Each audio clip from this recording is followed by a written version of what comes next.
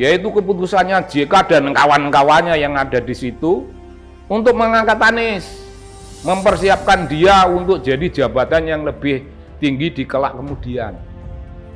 Bukan akademisi, Bung. Dia nggak pernah jadi dosen. Akademisi itu dosen, Bung. Dosen di universitas. Bertahun-tahun lamanya, itu namanya akademisi. Akademisi itu peneliti di lembaga-lembaga ilmu pengetahuan. Boleh swasta, boleh negeri, dan orientasi kerja sebagai pengabdian, itu gambaran akademisi. Kalau Anies itu orang oportunis yang meloncat ke tempat itu sekedar untuk satu masa transisi tertentu, untuk membuat sesuatu namanya track record. Ada record, personal record mengenai pengalaman masa lalu. Bukan, Bung. Itu bukan akademisi. Dia politisi. Anies itu politisi, jangan salah lah.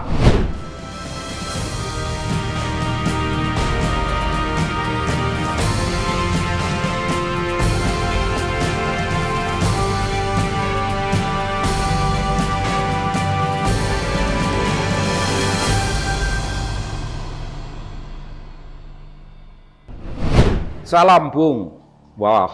Saya ingin memberi salam ini sebagai salam character building, karena itu perkara yang begitu penting. Character building itu orientasi politik, itu cara berpikir politik, itu kiblat politik, khususnya politiknya Bung Karno, Bung. Kalau kita bicara tentang character building dan kemudian nanti akan disambung dengan apa yang lebih besar dari karakter, itu namanya nation building.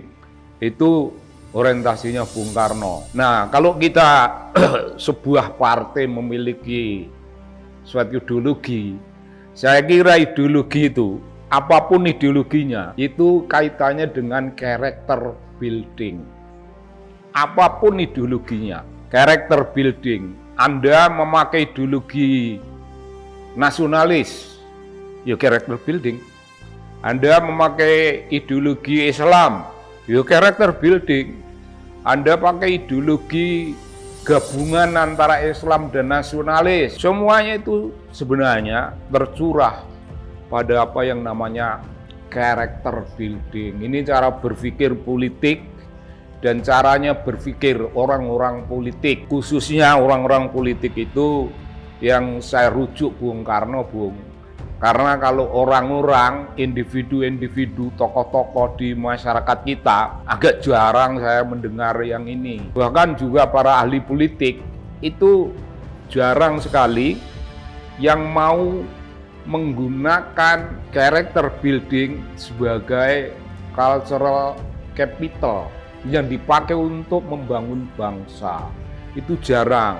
Nah, kalau ada macam gitu bagi sebuah partai, ya jangan mencela-mencela, Bung. Merawat ideologi partai itu memerlukan sesuatu yang namanya konsistensi. Jadi untuk menjadi konsisten cara berpikir politik, cara berpikirnya orang-orang politik itu membangun karakter pribadi,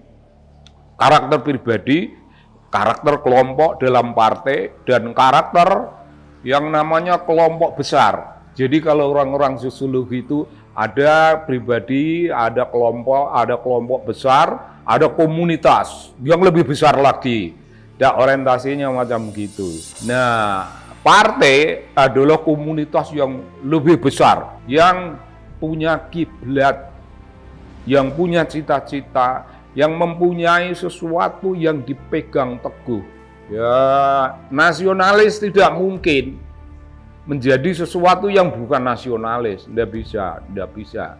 Kalau nasionalis memiliki warna sedikit keislaman, itu bukan barang yang mustahil. Karena keislaman, kaum nasionalis pun sering bersamaan sebagai kaum muslim. Kaum nasionalis mungkin kaum Kristiani dan sebagainya. Jadi agama dan nasionalisme itu bukan dua dunia yang terpisah terlampau jauh, tapi dua buah dunia yang saling mengisi dan saling memperkukuh, membuat sesuatu yang namanya kepribadian itu makin kukuh, makin kukuh. Jadi saya kira begitu, Bung. Cara berpikir orang kebudayaan, membangun kepribadian, lalu membangun tradisi, dan membangun sistem nilai, membangun value system. Itu yang lebih besar lagi itu. Membangun value system sebagai orientasi dalam hidup untuk menampakkan kita ini punya sesuatu yang namanya credibility. Kayak sekarang ini, Bung. Kayak sekarang ini sedang beredar suatu aroma politik yang sangat tidak sehat. Karena ada orang pating celemong. Ada konon PDIP yang mau menyalonkan Anies. Wah, bagi saya, Bung, ini memang ini dalil politik yang mengatakan bahwa dalam politik apa saja bisa terjadi. Oh tidak. Itu politik cangkem. Kalau politik ideologi, ya apa yang tidak terjadi. Seorang nasionalis tidak mungkin jadi kapitalis. Nasionalis tulen tidak mungkin mengadopsi sekaligus ideologi barat yang kapitalistik itu.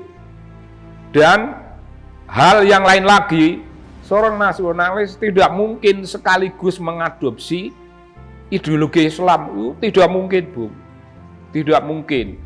Kalau warna keislaman memberi pengaruh kepada nasionalisme, itu barang yang sangat mungkin karena itu urusan kepribadian, urusan dunia psikologi. Tapi kalau urusan ideologi ya tidak bisa, Bung.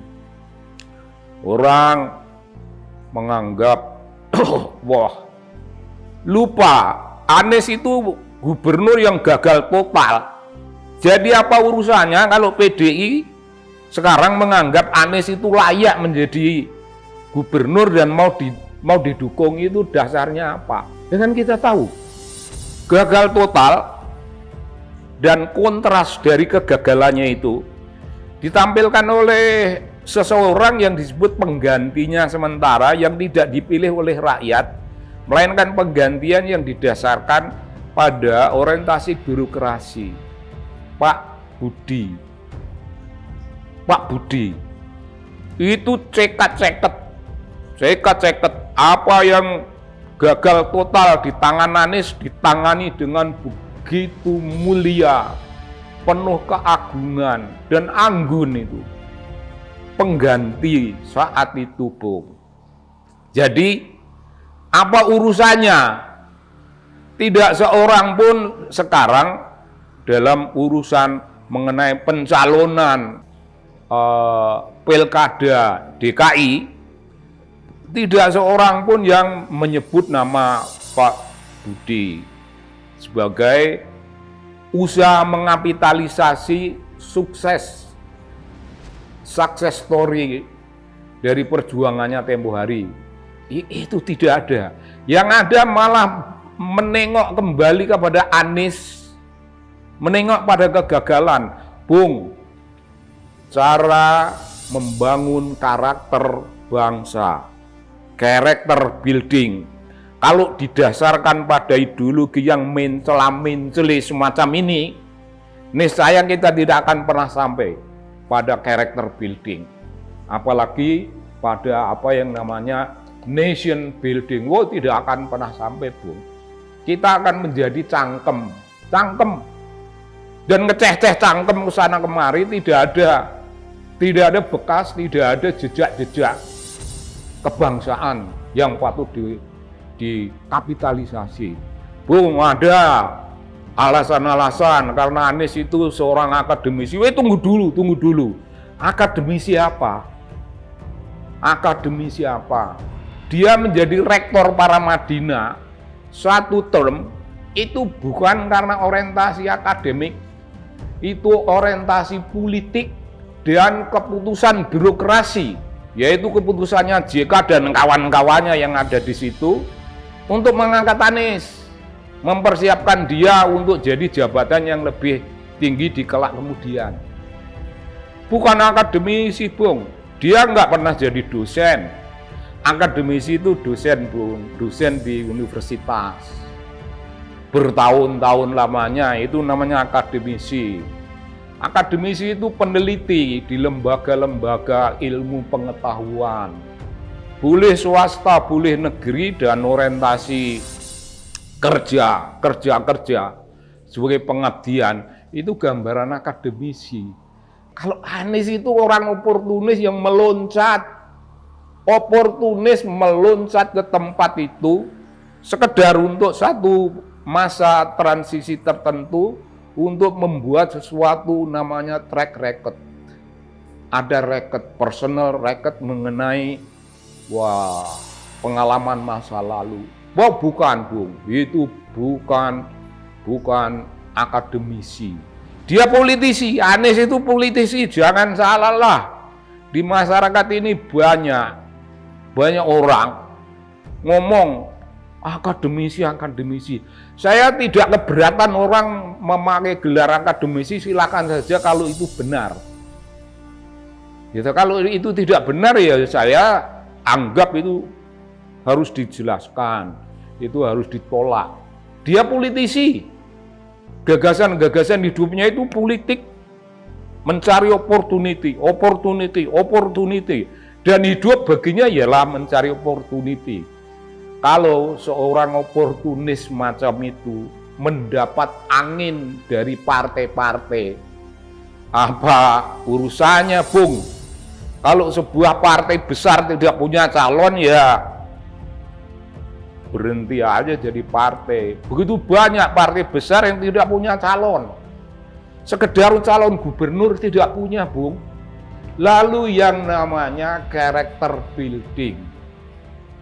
Selama ini, itu hasilnya apa? Kalau akhirnya sebuah partai, ya tempo hari partainya Paloh. Partainya Paloh itu ya cukup lama. Dan ada orang-orang, tapi menyalonkan orang nggak jelas seperti ini.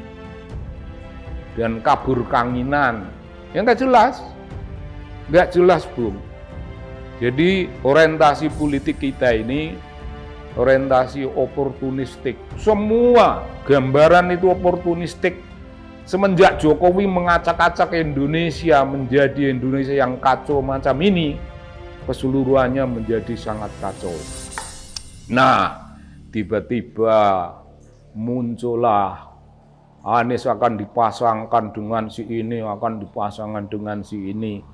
Saya sebagai seorang nasionalis, tanda nasionalis pada diri saya tidak karena saya anggota sebuah partai, tapi nasionalis yang berkembang dalam jiwa saya dan mengabdikan diri saya untuk kepentingan nasional macam gitu. Nah, saya tidak punya partai, barangkali partai saya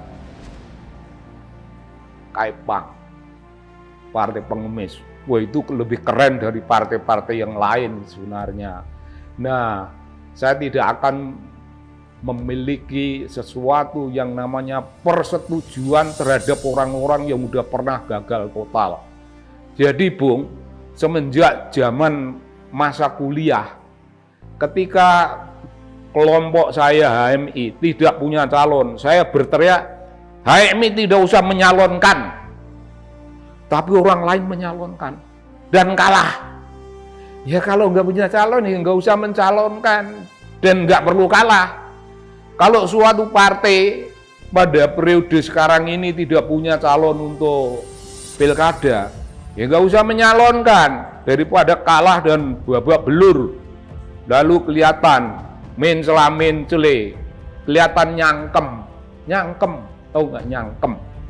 Mencela-mencele, tidak punya konsistensi terhadap orientasi nilai.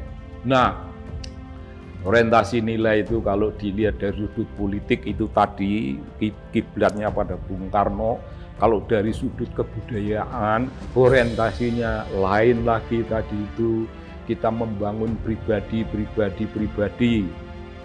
secara kepribadian dalam masyarakat, tidak kokoh karena pribadi itu lebih kecil.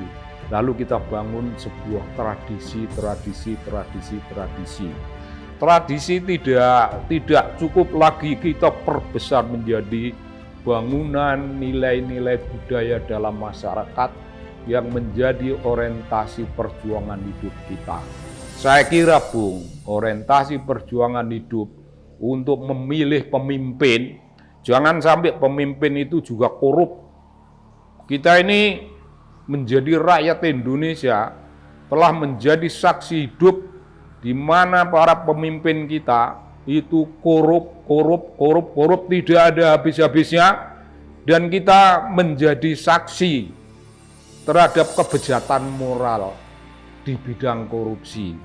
Lalu apa yang namanya character building, dan kemudian kita sorot potretnya yang lebih besar, geopolitik yang lebih gede lagi.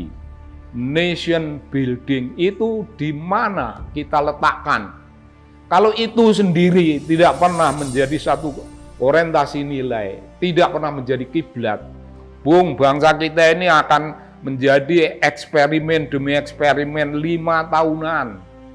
Eksperimen 5 tahunan untuk menghasilkan koruptor.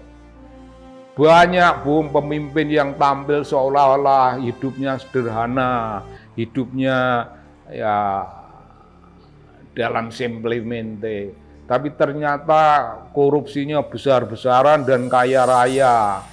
Pura-puranya hidup itu begitu sederhana, tapi ternyata hidupnya itu penuh dengan tipu muslihat, sangat bertentangan dengan nation building dan character building. Bung, konsistensi menjaga ideologi partai adalah bagian perjuangan hidup partai itu sendiri, dan kalau ingin mendapat backup lebih besar dari masyarakat, jangan mencela-mencele. Boleh sudah banyak pengalaman, tapi di bidang-bidang seperti ini bagian yang paling kropos di antara kader-kader partai. Ngomong pandai, ya ngomong pintar, ngomong itu nyangkem, Bung. Kalau nyangkem ya pintar. Tapi kalau menjiwai cangkem itu dengan karakter, itu barang yang hampir tidak ada. Saya kira begitu, Bung.